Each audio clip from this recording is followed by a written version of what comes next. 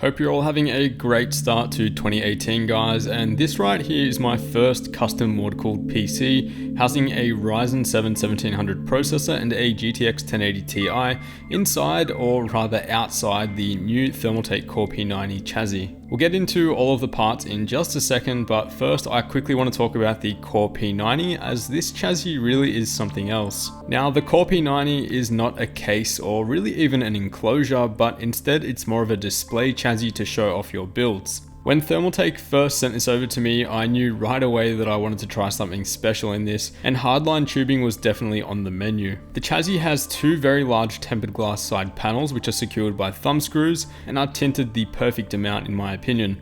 They cover the two main portions of your system, the main components of the build on the left hand side, which are the motherboard, processor, graphics card, memory and power supply, and then your radiator and pump and reservoir are on the right hand side. 2.5-inch drives can also be stored on the right hand side as well, next to the radiator, but I prefer to tuck them away at the back inside the chassis with these drive bays, which also fit 3.5-inch drives as well. I'll have a more in-depth review of the Core P90 coming out next week, as it is pretty fresh off the press, and if the popularity of the P5 was anything to go off, the P90 will be pretty popular as well, so don't forget to subscribe if you haven't already. Overall, I love the symmetry and presence that this chassis brings to the table, and it is one of the best options in my opinion for people who want to build in an open chassis and really show off their builds. As I said before, we are going with the Ryzen 7 1700 processor for this build, and I did manage to get that stable at 4 GHz, finally. This isn't the luckiest of chips though, and I did need all the way up to 1.46 volts to get that stable, but since we have the processor under a custom loop, temperatures aren't going to be a problem at all, even under full load, as we'll take a look at in just a second. Now, I've got that locked into the MSI X370 M7ACK motherboard, and that's handling the 4 GHz overclock no problem at all, something that I was not able to achieve on cheaper B350 boards that I've used previously. We're getting 13 VRM phases in total here, and very stable power and voltage delivery to the CPU, and I measured the voltage drop under load, also referred to as V-droop, to be as little as 10 millivolts, which is really solid. The lighting is pretty exceptional as well, and I was able to customize everything to the light blue theme that I'm going for here easily through the MSI Gaming desktop app. The M.2 cover features a thermal pad underneath each M.2 slot, and these thermal pads are substantially thicker than what I've seen on other boards, so it should help soak up a little bit of heat from those drives and improve temperatures on those as well. And I've checked out similar M.2 drive cooling in another video, so if you're interested in that, feel free to click that in the top right hand corner. I did get the 3000 MHz 16GB Corsair Vengeance memory to run at 2933 MHz, which was a huge relief, and this gave me a pretty nice boost in gaming. So just a reminder for those building a Ryzen system, make sure that you check the memory compatibility list for the motherboard that you're going for. 3000 MHz seems to be the sweet spot for gaming, and generally that is going to be one of the better bets in terms of compatibility, so try and go for that. And of course, for a high-end gaming rig like this, we had to go for the 1080 Ti, so I pulled out the 1080 Ti SC2 from EVGA out of my main gaming and editing rig that you guys know of, and I slapped on the Nickel Founders Edition Waterblock from EK. There doesn't seem to be any dedicated block for the SC2 out there, but the Founders Edition Waterblock from EK fit just fine, and thankfully I didn't need to make any adjustments. For the power supply, I went with the RM650X from Corsair, a fully modular 650 watt gold rated power supply, which powers the system no problem at all. And those modular cables really keep things nice and tidy as well, as I was able to add in a fully sleeved set of cables that were personalized for my build.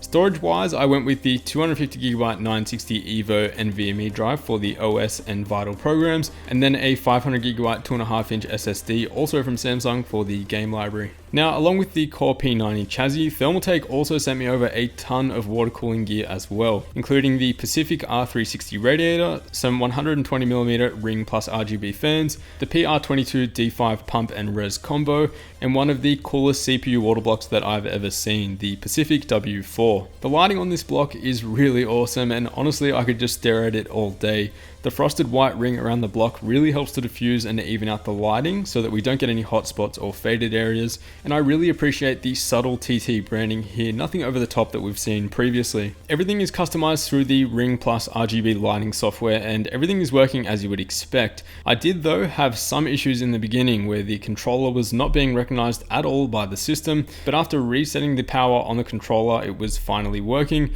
and I haven't had any issues since. If you've had the same issues as me, then you might want to try that before returning it, because that pretty much worked straight away for me. Just unplug the lighting controller from power and then plug it back in while the system is running, and then you should be good to go. Now the coolant that I'm using is the white opaque C1000 that I kindly requested from Thermaltake, and this coolant has had some mixed reviews in the past, so I wanted to see for myself if there really was any issues, and of course I really wanted to use that white opaque coolant for this particular build. I'll be doing a full drain and tear down of each water block of the build in about a week or two, so we'll be able to take a closer look at things then, but for now things are looking just okay. There does seem to be some areas of the GPU block where the coolant has thickened up, but the main thing is that the GPU temps have not changed from when I first built and tested the system about a week ago, so I don't think that the flow through the block has really been affected. But again, we can see some areas between the fins here that do look thicker than other areas, so I'm very interested to see what happens after another week. Alright, now time to talk about those thermals, and being my first custom loop, this was easily what I was looking forward to testing the most. With the system at idle, we're seeing the CPU sit at 29.3 degrees C and the GPU at just 24.7 with an ambient temperature of 20 C. In Heaven 4.0, things do ramp up just a little bit, with the CPU now at 39.5 degrees C and the GPU at 40.3, and this was after about 20 minutes to allow the coolant to warm up. When looking at a full CPU load task, the R7 1700 was getting a little bit warmer now at 66 degrees C in Prime 95, but do keep in mind this was with the 4 GHz overclock in place and at 1.46 volts as well. So overall temperatures for the system are really impressive and are honestly way better than I had expected, but after all we are running in an open case with plenty of breathing room. The cool thing is that we're not running any radiator specific fans here at all, and these Ring Plus RGB fans are running at just 1350 RPM at full load. So not only is it cool, but it also stays pretty quiet. Here's what it sounded like at idle with the fans at 500 RPM and then with the fans at 1350 RPM in gaming.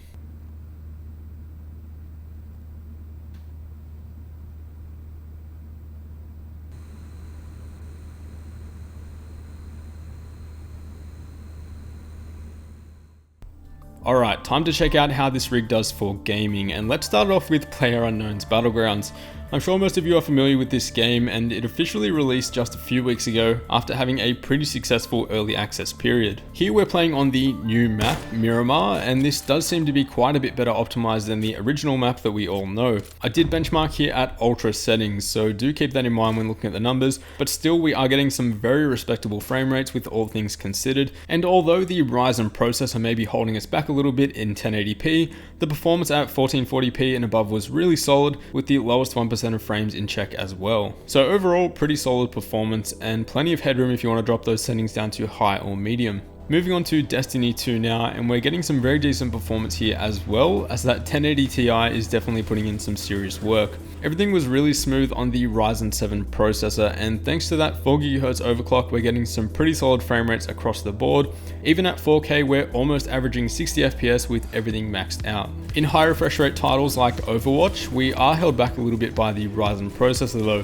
The 8 cores and 16 threads isn't really helping us out here, and rather we'd be much better off with a higher clock speed. In saying that though, these frame rates aren't exactly slow. I was pushing above 144 FPS on the ultra wide display, and at 1440p we're averaging 173. Still though, for those really looking to maximize their performance in esports titles like this, you'd be much better off with something like an overclocked i5 for now. GTA 5 is another fairly CPU intensive title, but here we are benefiting from that extra multi-threading performance from the Ryzen processor, and performance was pretty much on par with the overclocked 8600K in my main editing and gaming rig. Here as well, we are running a very demanding list of settings with pretty much everything maxed out except for a couple of anti-aliasing settings, so do keep that in mind. The performance in Battlefield 1 was pretty much on par with what I'm used to, playing on my ultra-wide monitor at 3440 by 1440, but the frame rate really isn't scaling as well as I would have liked when we bumped things down to 1080p, as we only gained about 15 FPS on average. So just like in Overwatch, this is one of those titles where the Ryzen processor does fall a little bit short in 1080p gaming when paired with a high-end graphics card like the GTX 1080 or 1080 Ti. Dirt 4 played really nicely as well, but most of you would have probably guessed that that by now. Here the driving experience was fluid and buttery smooth except for 4K, where I did have to bump things down to high settings to play over 60 FPS. Still though, the 1080 Ti paired really well with the Ryzen 7 processor in this particular title, and we're hitting 81 FPS on average at 1440p and 93 FPS on average at 1080. Finally, Witcher 3 is one of those games that loves that high single-threaded performance as well, where the Ryzen processors are expected to fall a little bit short, but that scaling only really starts to slow down at 1080p. Again though, 1440p and above proved very well that the 1080 Ti and R7 chip are a great pair, with 88 FPS on average on the ultra-wide display and 110 FPS at 1440p. And so 1440p and 4K gaming is what this system really does best, and that custom loop really does help keep things really cool and quiet. Thermal performance was pretty outstanding, and when gaming I could barely hear a thing, as those fans are getting plenty of air without spinning too fast, and of course I'm really happy with how the custom loop turned out as well. So guys, as always, I want to hear what you guys think of the build in the comments below, and let me know if you want to see more custom loops on this channel in the future, or if you'd prefer to see more air cooling or liquid AIO type setups. Don't forget to subscribe if you haven't already, and as always, I'll see you all in the next one.